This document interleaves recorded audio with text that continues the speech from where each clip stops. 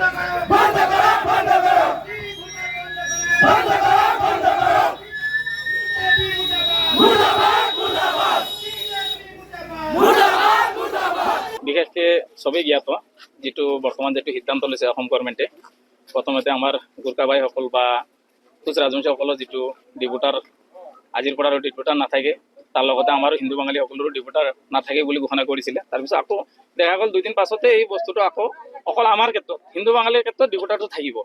তাৰ মানে হিন্দু হিন্দু বুলি বিজেপি যিখন চৰকাৰ আহিছে হিন্দুৰ 90% ভোট পোৱাৰ পাছত 99% পোৱাৰ পাছত আজি অসম চৰকাৰ বনাৰ পাছত আজি হিন্দু বুলি সুৰক্ষিত। আজি আমাৰ CM মহোদয়ে কৈ আছে বৰাকত কৈ আছে যে সম্পূৰ্ণ হিন্দু বোলে তেখেতে অহাৰ পাছত পৰা সমস্যাই নাই। আধাৰ কাৰ্ডৰ সমস্যা আছিলে শেষ কৰি দিয়ক। সম্পূৰ্ণ তেখেতে ভুৱা তথ্য দি আছে। তেখেতে কি কৰিছে আজি AC ৰুমত থাকি আজি এই গাছ লেভেলত কি হৈ আছে তেখেতে খবৰেই লোৱা নাই। কাৰণ তেখেতে কৈ আছে যে ডিপুটাৰ সমস্যা নাই। আমাৰ ৰঞ্জিত দাস মহোদয় তেখেতে কৈছে যে নগণ্য ডিপুটাৰ সমস্যা বুলি হিন্দু বাঙালীসকলৰ। কেনেকৈ নগণ্য? আজি হাজাৰ হাজাৰ মানুহৰ ডিপুটাৰ নটিচ আহিছে, আমি প্ৰমাণ দিব পাৰিম। এজন ব্যক্তিয়ে গৈ কোৰ্টত গৈ তাৰিখ মাৰি আছে। সিহঁতে 60-70 হাজাৰকে মাটি বিক্ৰী কৰি কেছ লৰি আছে। এই হিমন্ত বিশ্ব শৰ্মাৰ চৰকাৰৰ দিনত এই যোৱা 5 বছৰৰ পৰা তেখেতে এই ডিপুটাৰ যিটো চিষ্টেমটো এইটো আৰু বেছি হৈছে যে আমি পৰিলক্ষিত পাইছো। আগত যেনেকে কম আছিলে এতিয়া বেছিকে আহি আছে। কাৰো ভৱিষ্যতত কোনো অদূৰ ভৱিষ্যততো দিন নাছিলে আগত অতীতত। আজি সেইসকল মানুহৰো দি আহিছে। তেখেতৰ পিতৃপুৰুষ কৈ 3 পুৰুষলৈকে দিয়ে নাছিলে। ইয়াত বসবাস কৰা অসমৰ খিলঞ্জীয়া হয়, অসমৰ ভূমিপুত্ৰ হয়, সেইসকল মানুহৰো আজি দি আহি আছে। কাৰণ ঠিক তাৰ পিছতে তেখেতে ফুলজানি মাৰি ভাষণ দি আছে যে আমি হিন্দু বাঙালীসকল আমাৰ ছিজনত বোলে 5 বছৰ কাৰ্যকালত মোৰ কাৰ্যকালত সুৰক্ষিত। আমি তেখেতৰ এই ভুৱা তথ্যটো সম্পূৰ্ণ ৰাইজৰ ওচৰত আমি উদঙাই দিছো। তেখেতে সম্পূৰ্ণ ভুৱা তথ্য দি মানুহক বিভ্ৰান্তি কৰিব বিচাৰিছে। আমি হিন্দু বাঙালীসকল এতিয়া ললিপপ খোৱা আৰু ল'ৰা ছোৱালী নাই। আমি ডাঙৰ হৈছো, আমি বুজি পাওঁ এতিয়া কিমান ললিপপ দিব আপোনালোকে হিন্দু হিন্দু বুলি। যদি আমি হিন্দুৱে হয়, অসমীয়া হিন্দু বাঙালী হিন্দু বোলে চব বোলে হিন্দুৱে বোলে তেখেতে ঘোষণা কৰিছে হিন্দুৰ ভিতৰত পাৰ্থক্য নাই। আজিকালি আমাৰ নামত ডিপুটাৰ থাকিব। যদি 71 আমাৰ যিটো 1971 যিটো আমাৰ অসম চুক্তি হৈছে, অসম চুক্তিৰ আগত যিখিনি মানুহ আছে তেখেতে কেলে হাৰাজমেণ্ট পাব ইয়াত? 71 পাছত মানুহ আমিওতো বিচৰা নাই। যদি 71 পাছত কোনোবা আহিছে বাংলাদেশ আহিছে খেদি দিয়ক, সমাধান কৰক। সেইটো চিৰস্থায়ীভাৱে সমাধান কৰক। এনেকে জুলাই ৰাখি মানুহক ব্লেকমেইল নকৰিব। তেখেতেলোকে কৈ আছে আজি ভাষণত আমি শুনিছো মিডিয়াত বিজেপি চৰকাৰত এনেকে বক্তব্য দি আছে, কিছুমান মন্ত্ৰী মুখ্যমন্ত্ৰীও দি আছে যে আজি আমাৰ চৰকাৰ থকাৰ কাৰণে বাঙালী হিন্দুখিনি সুৰক্ষিত। আমি নথকা হলে বাঙালী ব্লেকমেইল কৰি আছে। এনেকে সিহঁতৰ নাথাকিলে আমি সুৰক্ষিত নহম। আমি তাৰ মানে বাঙালীখিনি সিহঁতক ভোট আৰু আল্টিমেট আকৌ ভোট দিব লাগিব, আকৌ চৰকাৰ আনিব লাগিব, তেতিয়া আমি সুৰক্ষিত। যদি বিজেপি চৰকাৰ নাহে তাৰমানে আমি অসুৰক্ষিত। তাৰমানে এইটো ব্লেকমেইল হ'লে নাই। এইবোৰ ব্লেকমেইল ৰাজনীতি ত্যাগ কৰক। আপুনি যদি সৎ বুদ্ধি আছে, আমি এতিয়াও বিচাৰিছো, আমি অনুৰোধ কৰি আছো অসম চৰকাৰক, মুখ্যমন্ত্ৰী মহোদয়কো অনুৰোধ কৰিছো আপুনি ডিপুটাৰটো অতি সোনকালে দুৰ্গা পূজাৰ আগত যদি আমাক এই ডিপুটাৰৰ সমস্যা সমাধান কৰি দিব পাৰে আমি আকৌ 100% আপোনালোকক ভোট দিম। বিজেপি চৰকাৰ আকৌ আহিব। আৰু যদি নোৱাৰে তাৰ বিকল্প আমি ব্যৱস্থা ল'ম। হিন্দু বাঙালী এতিয়া আৰু ললিপপ খোৱা মানুহ নাই। আমি সব সম্পূৰ্ণ বুজি পাইছো আপোনাৰ চক্ৰান্ত, আপোনাৰ সম্পূৰ্ণ।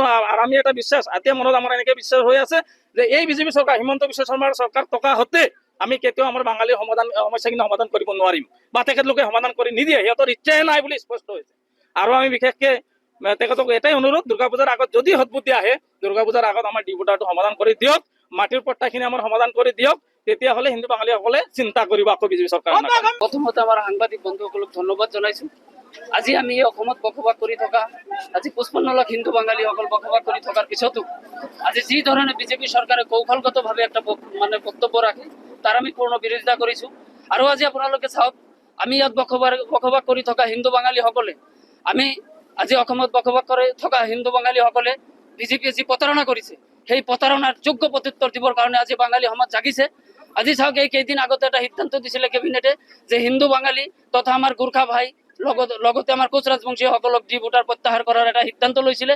কিন্তু কৌশলগতভাৱে দেখা গ'ল তাৰ কেইদিনমান পিছতে আকৌ সেই বিজেপি চৰকাৰে এই হিমন্ত বিশ্ব শৰ্মা এজন মুখ্যমন্ত্ৰী হৈ এখেতে কি কৰিলে আকৌ কৌশলী এটা মন্তব্য কৰি আমাক আকৌ ডিপুটাৰটো চলিয়ে থাকিব বুলি আজি এটা সিদ্ধান্ত গ্ৰহণ কৰিছে। গতিকে সেই সিদ্ধান্তৰ আমি তীব্ৰ বিৰোধিতা কৰিছো। আৰু এজন দেশৰ মুখ্যমন্ত্ৰী হৈ, এখন ৰাজ্যৰ মুখ্যমন্ত্ৰী হৈ যি ধৰণৰ মিছা কথা বক্তব্য ৰাখিছে এইটো আৰু বাঙালী সমাজৰ আৰু দেখিবলৈ বুজিবলৈ আৰু হেৰি নাই। গতিকে বাঙালী সমাজ আজি জাগিছে। গতিকে বাঙালীসকলে অহা 2026-ত তাৰ প্ৰত্যুত্তৰ যোগ্য প্ৰত্যুত্তৰ দিব। গতিকে বাঙালী যুৱ ছাত্ৰ ফেডাৰেশ্যনৰ এটাই আমাৰ দাবী যে 2026-ৰ আগত কেবিনেট সিদ্ধান্ত লৈ এই ডিপুটাৰ আৰু হিন্দু বাঙালীসকলৰে মাটিৰ সমস্যা সমাধান যদি নকৰে তেতিয়াহ'লে 2026-ত কিন্তু ইয়াৰ পৰিণাম ভুগিব লাগিব। কাৰণ আজি চাওক, আমি ভাৰতবৰ্ষ স্বাধীন হোৱাৰ পিছৰ পৰাই আমাৰ কোনো ধৰণৰ বাঙালীসকল আমি কাৰো লগত কাজিয়া পেচাল কৰিব যোৱা নাই। তাৰ দৃষ্টান্ত অসম নহয় ভাৰতবৰ্ষই দিব লাগিব। আজি ভাৰত যদি 15 আগস্টৰ দিনটো যদি নেতাজী সুভাষ চন্দ্ৰ বসুৰ জন্ম নহ'লেহেঁতেন হয়তো 15 আগষ্ট দিনটো আজি আমি পালন কৰিব নোৱাৰিলোহেঁতেন। আজি হিন্দু আৰু সনাতন ধৰ্ম বুলি কৈ আছে বিজেপিয়ে যি ৰাজনীতি কৰি আছে, সেই সনাতন ধৰ্ম আৰু হিন্দু, এই হিন্দু ধৰ্মটো আমেৰিকাৰ চিকাগো সন্মিলনত গৈ স্বামী বিবেকানন্দৰ নিচিনা এজন বাঙালী মানুহে প্ৰতিষ্ঠিত কৰিছে এই হিন্দু আৰু এই সনাতন ধৰ্মটোক। যদি আজি এইটো প্ৰতিষ্ঠিত কৰিব নোৱাৰিলেহেঁতেন তেতিয়াহ'লে বিজেপি আজি হিন্দু আৰু সনাতনৰ ৰাজনীতি নকৰিব পাৰিলেহেঁতেন। আজি যি দেশত আজি বাঙালীসকলে আজি চাওক ভাৰতৰ ৰাষ্ট্ৰীয় সংগীত উপহাৰ দিছে, বাংলাদেশতো সেই এজন কবিগুৰু ৰবীন্দ্ৰনাথ ঠাকুৰ উপহাৰ দিয়া। গতিকে সেইখিনি থকাৰ পিছতে আজি আমাৰ হিন্দু বাঙালীসকলক যে ডিপুটাৰ নামত হাৰাশাস্তি কৰিছে আমি লাজ পাইছো, আৰু গোটেই ভাৰতবৰ্ষৰ বিভিন্ন ৰাষ্ট্ৰই আজি শুনি এই কথা লাজ অনুভৱ কৰিছে। গতিকে আজি আমি অতি দুখেৰে আৰু ক্ষোভিত হৈছো। যদি এই 2026-ৰ আগত আমাৰ যদি এই কাম নকৰে, যদি আমাৰ এই ডিপুটাৰ সমস্যা সমাধান নকৰে, বাঙালীসকলক যদি ভূমিৰ পাট্টা নিদিয়ে, আজি বসুন্ধৰা 1 গ'ল 2 গ'ল আপোনালোকে জানি আছে, আমাৰ মনৰ পাট্টা হোৱা নাই। গতিকে এইখিনিৰ ক্ষেত্ৰত বিজেপি চৰকাৰক আমি সকীয়াই দিছো, এই 2026-ৰ আগত কেবিনেট সিদ্ধান্ত লৈ যদি এই কামখিনি নকৰে তেতিয়াহ'লে 2026-ৰ আগত কিন্তু 2026-ত তাৰ প্ৰতিফল ভুগিব।